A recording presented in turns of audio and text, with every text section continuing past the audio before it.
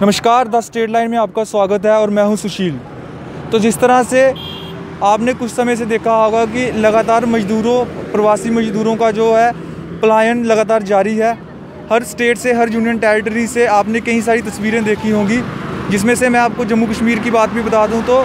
जम्मू कश्मीर में भी पिछले कुछ दिनों से मज़दूरों का जो पलायन था वो लगातार जारी था। उसके बाद गवर्नमेंट ने थोड़ी अपनी पॉलिसी में चेंज किया, इन मज़दूरों की काउंसलिंग की,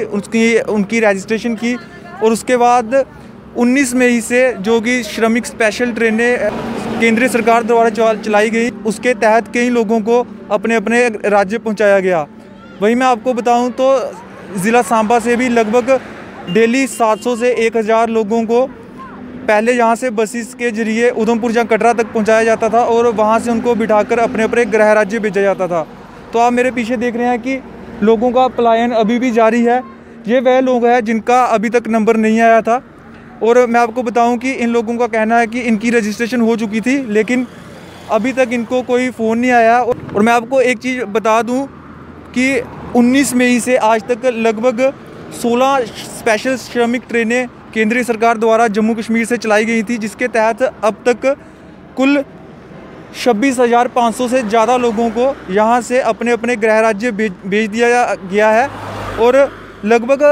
3 से 4 ट्रेनें जो कि फ्री ऑफ कास्ट केंद्रीय सरकार द्वारा जम्मू कश्मीर से चलाई जा रहे हैं, जिसके तहत यहाँ पे फंसे मज़दूरों और लेबर और कोई भी जो किसी अन्य राज्य का था जहाँ से बाहर जाना चाहता हो वह जा सकता था। उसके लिए प्रॉपर एडमिनिस्ट्रेशन की तरफ से उनकी काउंसलिंग की गई थी, उनकी रजिस्ट्रेशन की गई थी और उनके जो नंबरिंग के हिसाब से उनको भेजा जा रहा है। लेकिन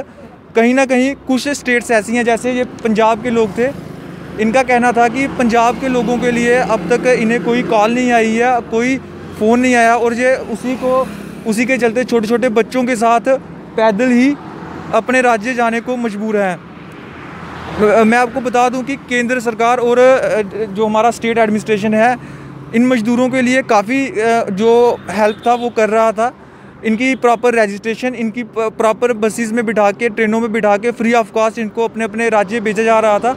लेकिन मैं आपको बताऊं कि संख्या काफ़ी ज़्यादा है और लगभग 25,000 से ज़्यादा लोगों ने ज़िला सांबा से ही अपने आप को रजिस्टर करवाया था,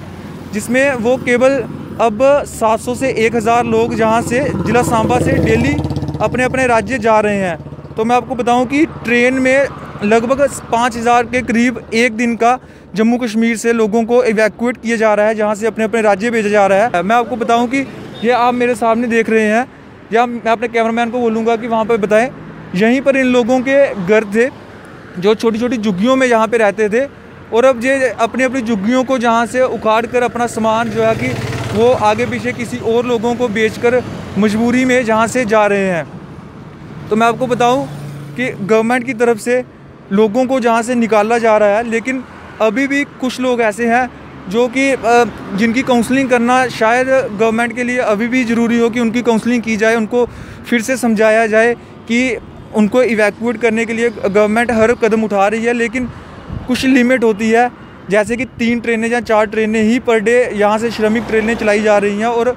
पॉपुलेशन जो बाहर जाना चाहती है वो ज़्यादा है। तो कहीं ना कहीं इनको भी